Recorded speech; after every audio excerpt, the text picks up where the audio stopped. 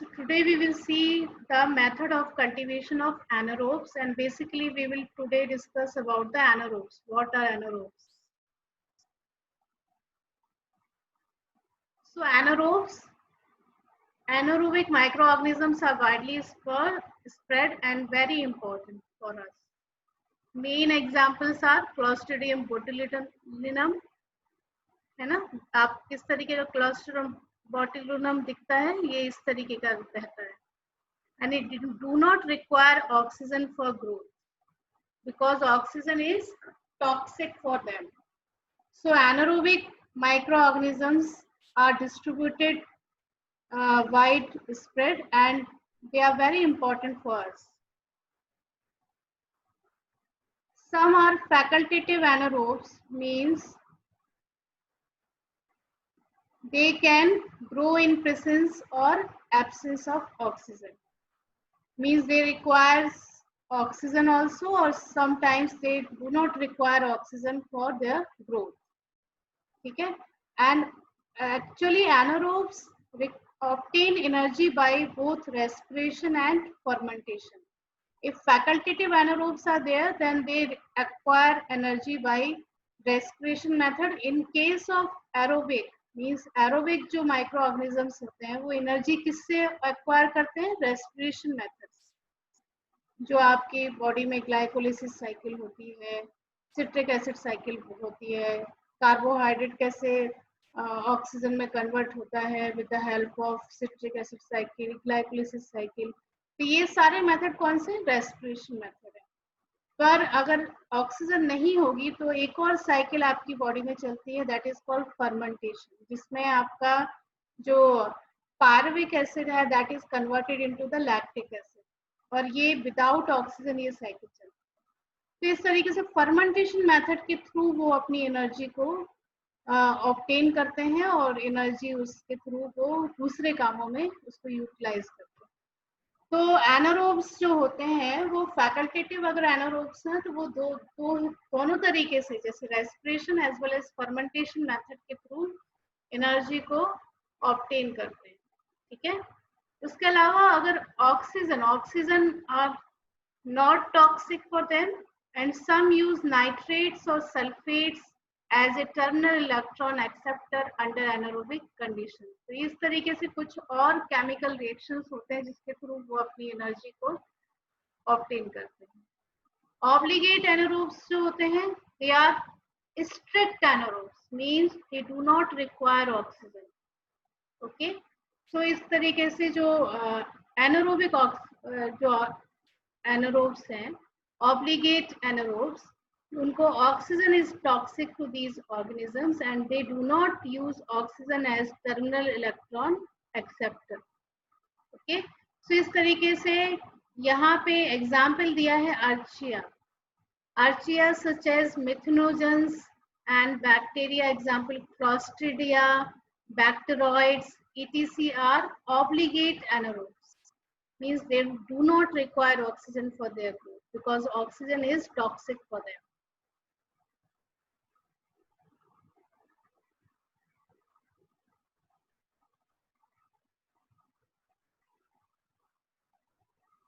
Oxygen toxicity. So oxygen is used by aerobic and facultatively anaerobes organism as its strong oxidizing ability makes it an excellent electron acceptor.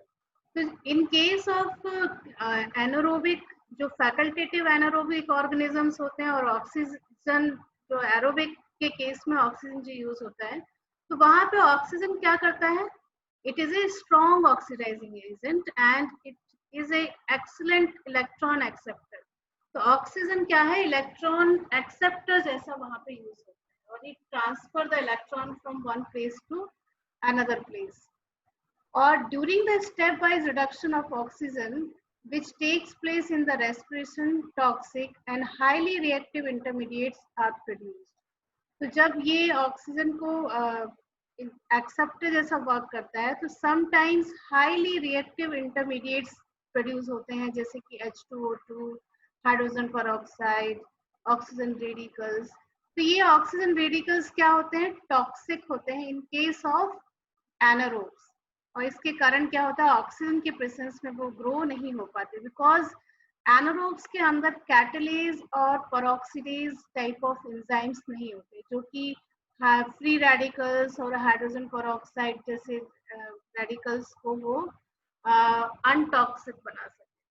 तो इसके कारण anaerobes क्या है कि oxygen toxicity को bear नहीं कर पाते। ऑक्सीजन के प्रेजेंस में जो फ्री रेडिकल्स जनरेट होंगे, they are toxic for anaerobes because they do not have catalase as well as peroxidase in them, जिसके कारण रिएक्टिव ऑक्सीजन स्पीसीज बनती हैं and they are very much toxic for them. अगर ये diagram आपने पहले भी देखा था कि इन प्रेजेंस ऑफ ऑक्सीजन अगर ऑब्लिगेट एरोब्स हैं, मतलब स्ट्रिक्ट एरोब्स हैं, means they require oxygen for their growth. तो अगर आपने कोई मीडिया लिया है तो ये कैसे ग्रो होंगे, ये आपको अबव साइड मतलब top of the culture media आपको ग्रो होते हुए दिखेंगे। फैकल्टेटिव एनारोब्स हैं तो they require both oxygen as well as carbon dioxide. तो ये इस तरीके से ये पूरी टेस्ट ट्यूब में आपको डिस्ट्रीब्यूटेड फॉर्म में दिखेंगे facultative anaerobes. Obligate anaerobes means they does not require oxygen, तो वो bottom of the test tube और कल्चर मीडिया आपको ग्रो होते हुए दिखेंगे। एरो टॉलरेंट है तो वो आपको थोड़ा बहुत ऊपर साइड ज्यादा दिखेंगे, यहाँ पे कम दिखेंगे। यहाँ पे माइक्रो एरोफिल्स तो वो आप कैसे दिखेंगे, थोड़ा सा नीचे साइड, मतलब ये माइक्रो एरोफाइल्स मींस कि उनको कुछ अमाउंट ऑफ ऑक्सीजन जरूरत पड़ती है, ज्यादा अमाउंट नहीं चाहिए पड़ती, तो वो थोड़ा सा आपको नीचे साइड ग्रो होते हुए दिखेंगे, थोड़ा सा टॉप से कल्चर मीडिया के नीचे दिखते हैं आपको। ठीक है, तो ये माइक्रो एरोफाइल्स होते हैं। एरो टॉलरेंट जिनको ऑक्सीजन के में भी वो टॉलरेट कर सकते हैं और विदाउट ऑक्सीजन भी वो टॉलरेट कर सकते हैं।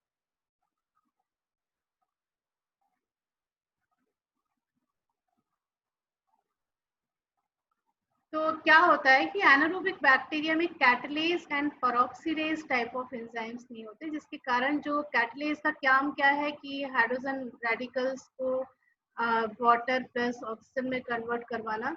तो ये सारे कन्वर्शंस कहाँ एनारोब्स के केस में नहीं हो पाते। Super oxide dismutase type of, इसके कारण क्या है कि वो टॉक्सिक, ये जो रेडिकल्स फॉर्मेशन है, जो with the help of oxygen जो रेडिकल्स फॉर्म होते हैं इनसाइड द सेल, वो रेडिकल्स रिमूव नहीं हो पाते इन केस ऑफ एनारोब्स। फिर आपको कहाँ कहाँ एनारोबिक एनवायरनमेंट आपको देखने को मिलता है, तो आप कहाँ कहाँ देख सकते हो, जैसे कि sediment of lakes, river, oceans, bogs, marshes, flooded soils, intestinal tract of animals, oral cavity of animals, deep underground areas,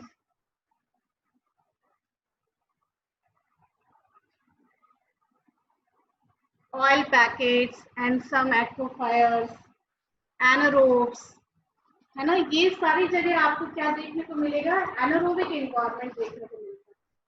और एनारोब्स में कुछ एग्जांपल्स दिए हैं, जैसे कि क्लॉस्ट्रिडियम टिटनी। क्लॉस्ट्रिडियम टिटनी जो है, it is a main causing agent of tetanus. आप लोगों को कभी भी चोट लग जाती है, लोहे से कभी आपको चोट लग जाए या आपको कहीं इन्फेक्शंस बहुत बड़ा वुंड हो जाए, तो आप टिटनेस का इंजेक्शन लगा सकते हो। क्यों लगवाते हैं, क्योंकि because of the protection from clostridium tetani. तो मोस्टली इनकी जो ये माइक्रो ऑर्गेनिजम्स हैं, ये जंग जहाँ लगी होती है, लोहा, इस तरीके से जो भी शार्प ऑब्जेक्ट्स होते हैं, इनमें ये छुपे हुए रहते हैं। तो इसके कारण आपको इन्फेक्शन होने का चांसेस है, अगर आपको कभी बहुत गहरा वुंड हो जाता है या फिर चोट लग जाती है, तो आप टिटनेस का इंजेक्शन लगाते हो। तो टिटनेस का injection because to protect from the clostridium tetani. तो tetanus is caused by clostridium tetani. इसी तरीके से सी परफ्रिंजेंस है, it is important in deep puncture wound infection.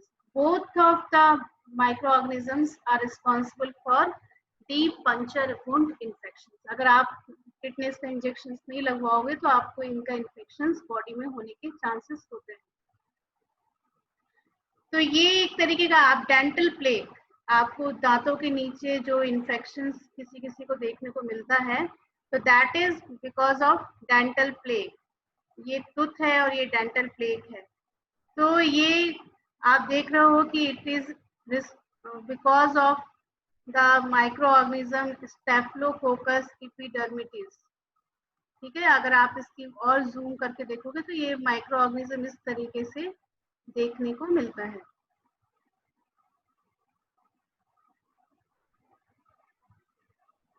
फिर anaerobes generally generate energy by the help of fermentation method, and they lack the capacity to utilize oxygen as a terminal hydrogen acceptor. आपकी body में आप oxygen utilise करते हो and it is used as a terminal hydrogen acceptor and it convert into its to the water form.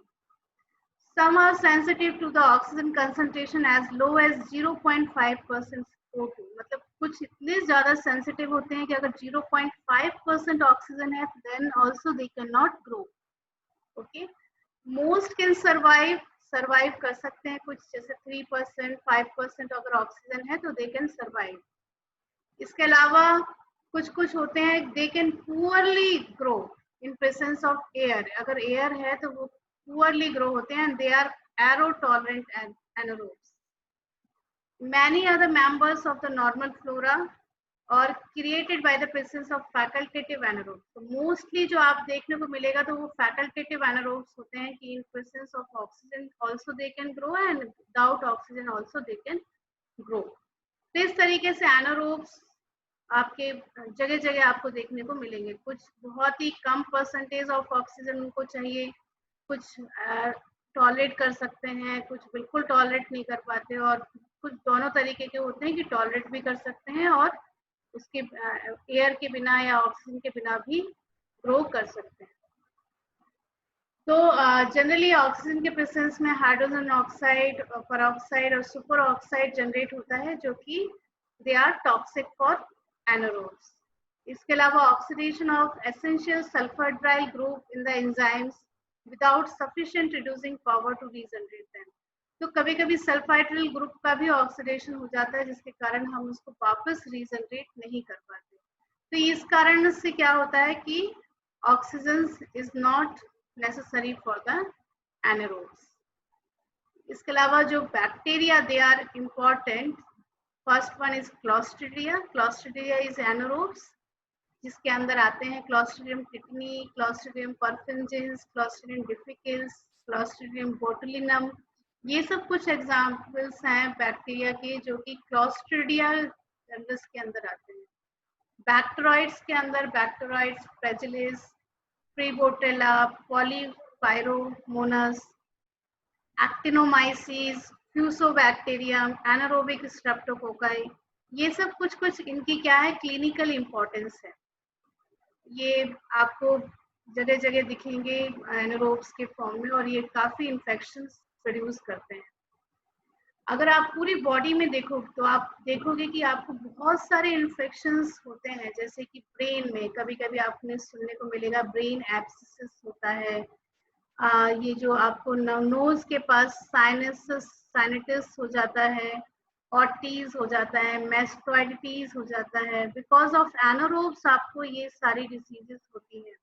Dental infections जो होते हैं these are because of anaerobes. Septic thrombophlebitis हो जाता है, आपको थ्रोट में जो प्रॉब्लम होगी that is because of anaerobes. Pneumonia, lung abscess, empyema, cellulitis, infection from bite. अगर कोई आपको किसी ने काट लिया है तब कोई इन्फेक्शन हो रहा है तो बिकॉज ऑफ एनारोब्स ये इन्फेक्शंस होते हैं. और नीचे जाओगे तो एब्सेसिस हो जाता है, अपेंडिसाइटिस होता है, पेरिटोनिटिस होता है, डायवर्टिकुलर एब्सेसिस होता है, फुट अल्सर्स और जेनाइटल्स जो डिसीजेस होती हैं, एंडोमेट्रिटिस, pelvic inflammatory diseases. These all are because of anaerobic infection. तो ये एनारोबिक बैक्टीरिया जिनको ऑक्सीजन की सप्लाई नहीं चाहिए पड़ती है तो वो deep inside your brain, lungs है ना, अल्स ये जेनेटाइल ऑर्गन्स, इन सब जगह जाके छुप जाते हैं और दे कॉजेज यू इन्फेक्शंस, और इन्फेक्शन धीरे धीरे बढ़ने लगता है अगर आप प्रॉपर ट्रीटमेंट नहीं लेते हो तो इस तरीके से अगर आप देखोगे तो एनारोबिक बैक्टीरिया कुछ नॉन स्पोर फॉर्मिंग बेसिलाई होते हैं, ग्राम स्टेनिंग मतलब पॉजिटिव होते हैं, कुछ नेगेटिव होते हैं, कुछ नॉन स्पोर फॉर्मिंग कोकाई होते हैं। उन सब के अलग अलग एग्जाम्पल्स हैं, जैसे क्लॉस्ट्रिडियम के अंदर क्लॉस्ट्रिडियम जो है वो नॉन स्पोर फॉर्मिंग बेसिलाई है, जिसके अंदर actinomycetes, different exam lactobacillus, you bacterium, ये सब कहाँ किसके अंदर आते हैं, नॉन स्पोर फॉर्मिंग बेसिलाई के अंदर आते हैं। नॉन स्पोर फॉर्मिंग कोकाई के अंदर पैप्टोकोकस, पैप्टोस्ट्रेप्टोकोकस, स्ट्रेप्टोकोकस, ये सब नॉन स्पोर फॉर्मिंग कोकाई के अंदर आते हैं।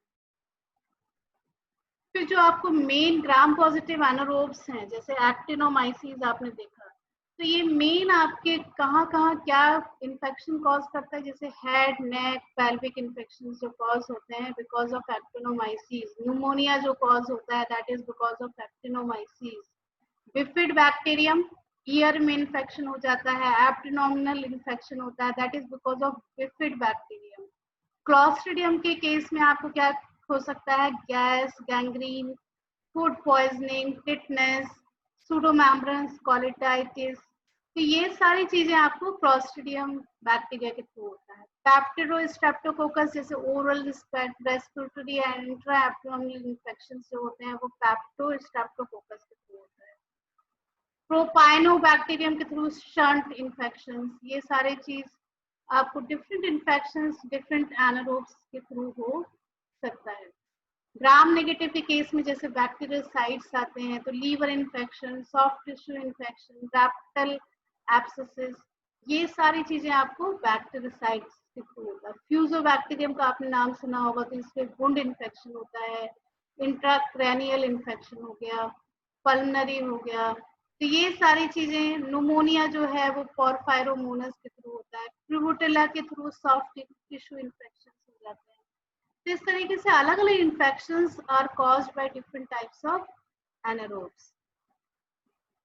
ठीक है, आपने अब जो मेन रिस्पॉन्सिबल जो चीजें हैं, factors which are responsible for their virulence, मतलब वो कैसे डीप इनसाइड द टिश्यू जिंदा रह पाते हैं, तो आपने देखा होगा कि they have lipopolysaccharide layer, polysaccharide capsules होता है, एंजाइम्स होते हैं जैसे कोलेजनेज और हेपरिनेज, तो ये क्या है, टिश्यूज के साथ एक बॉन्ड फॉर्म करके वहां पे चिपक जाते हैं।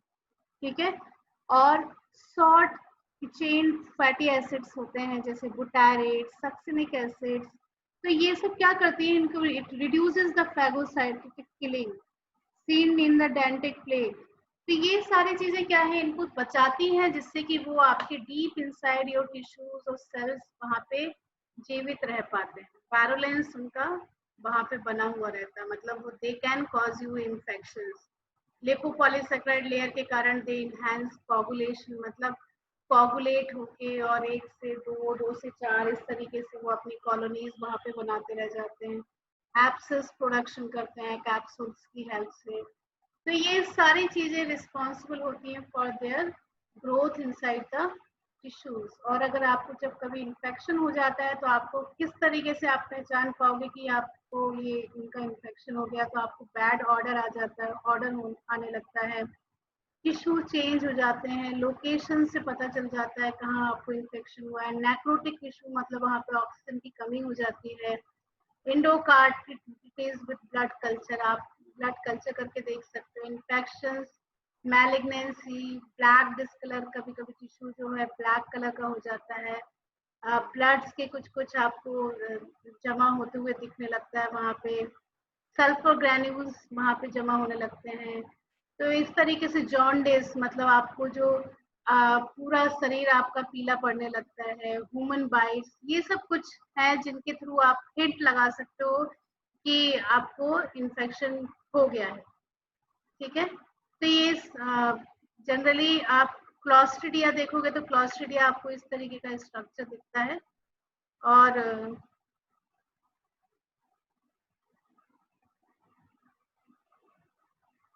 एक्टिनोमाइसीज देखोगे तो एक्टिनोमाइसीज जो है वो जनरली ग्राम पॉजिटिव आपने देखा था, हाइफे होते हैं, नॉर्मल अपर रेस्पिरेटरी ट्रैक्ट को, जीआई ट्रैक्ट को, फीमेल जेनिटल ट्रैक्ट को, इन सब जगह ये इन्फेक्ट करती है। तो इस तरीके से डिफरेंट बैक्टीरिया होते हैं एनारोब्स का, जिसको आपको पता होना चाहिए कि एनारोब्स वाई, बिकॉज हम क्यों पढ़ रहे हैं एनारोब्स को। अगर आपको इन्फेक्शन हो जाएगा तो आप कल्चर करवा के देखते हो कि आपको इन्फेक्शन हुआ है कि नहीं है। तो इसलिए हमको एनारोब्स का भी कल्चरिंग मेथड आना चाहिए कि हम किस तरीके से एनारोब्स को कल्चर कर सकते हैं। आपने देखा कि बहुत सारे इन्फेक्शन जो हैं वो बिकॉज ऑफ एनारोबिक बैक्टीरिया आपकी बॉडी में हो जाते हैं। तो अगर आपको कोई इन्फेक्शन हो गया है तो आप उसको पता कैसे लगाओगे, तो आपको उसको पहले कल्चर करवाना पड़ेगा। कल्चर करवा के चेक करना पड़ेगा कि वो ग्रो हो रहे हैं कि नहीं ग्रो हो रहे हैं। और इसके लिए आपको एक प्रॉपर स्किल चाहिए पड़ेगी, जिससे कि आप पता लगा पाओगे कि हाँ आपने वैसा इन्वायरमेंट प्रोड्यूस किया है, जिससे कि एनारोबिक आपने पूरा इन्वायरमेंट दिया था। फिर उसके बाद एनालिसिस, उसको एनालिसिस करना भी आना चाहिए। माइक्रोस्कोपिक मेथड आना चाहिए कि आप उससे देख पाओगे कि दैट बैक्टीरिया इज एनारोबिक और नॉट। तो इस तरीके से सारे मेथड्स आपको प्रॉपर पता होने चाहिए कि किस तरीके से कल्चर हम कर सकते हैं एनारोब्स का। तो हम कल क्लास में पढ़ेंगे कि इस तरीके से कुछ कुछ वेसल्स होते हैं जिनमें हम प्रॉपरली पूरा टाइटली पैक कर देते हैं उनको, और उसके थ्रू आप अंदर जो भी है ये आप सप्लाई, यहाँ से आप CO2 गैस सप्लाई और नाइट्रोजन गैस सप्लाई कर सकते हो। तो ये कुछ वेसल्स होते हैं जो just look like a autoclave जैसे लगते हैं, ऑटोक्लेव्स, और यहाँ पे आप प्रॉपरली उनको मॉनिटर कर सकते हो कि एटमॉस्फेरिक प्रेशर कितना है, CO2 लेवल कितना है। तो ये इस तरीके से कुछ वेसल्स को हम कल्चर वेसल्स, कल्चर मीडियम पहले फिल करते हैं और ऊपर से हम क्लोज कर देते हैं। ठीक है, तो कुछ कुछ आप नेक्स्ट क्लास में पढ़ोगे कि हम किस तरीके से बैक्टीरिया को एनारोबिकली कल्चर करवा सकते हैं। कल हमको डिफरेंट मेथड्स देखने हैं कि किस तरीके से हम एनारोबिक इन्वायरमेंट प्रोड्यूस कर सकते हैं और जो आपका एनारोबिक बैक्टीरिया है वो उसमें ग्रो हो सकता है। जनरली हम थायोग्लाइकोलेट मीडियम यूज करते हैं, है ना, जिससे कि जो उसमें एक तरीके का इंडिकेटर डला हुआ रहता है कि अगर आपके मीडियम में अगर ऑक्सीजन है तो आपको पिंक कलर नहीं दिखेगा, और जैसे ही ऑक्सीजन लेवल वहाँ पे इंक्रीज होता है तो आपका मीडियम जो है वो पिंक कलर में चेंज हो जाएगा। तो इस तरीके से थायोग्लाइकोलेट मीडियम जो है एक तरीके से इंडिकेटर जैसा बिहेव करता है कि अगर मीडियम में ऑक्सीजन है तो वो पिंक कलर दिखने लगेगा, और जैसे ही ऑक्सीजन नहीं है तो वो कलरलेस हो जाएगा। तो इस तरीके से इंडिकेटेड मीडियम हम यूज करते हैं जिससे कि हमको विजुअलाइजेशन हो सके कि जो आपका मीडियम है वो एनारोबिक है कि नहीं है, उसमें CO2 लेवल